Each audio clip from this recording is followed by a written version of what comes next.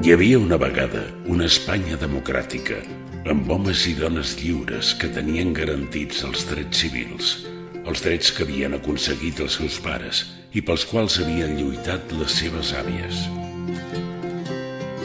Tothom s'expressava lliurement, es reunia amb qui volia i es manifestava quan creia que havia de fer-ho.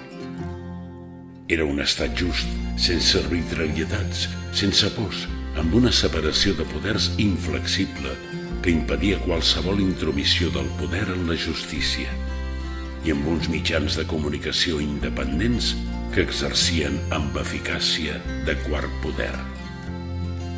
Un dia, els ciutadans d'aquell país van fer ús dels seus drets i llibertats per aconseguir-ne encara més.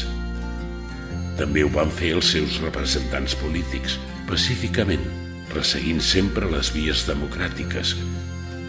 I com no podia ser d'una altra manera, aquell estat va respondre abraçant el diàleg, enfortint els seus pilars democràtics i respectant els drets individuals i col·lectius, perquè aquell estat, defensor de les llibertats, s'emmirallava essencialment en el principi de justícia i perquè, des dels seus inicis, s'havia promès que mai no renunciaria a ser un estat democràtic, pacífic, just i sense presos polítics.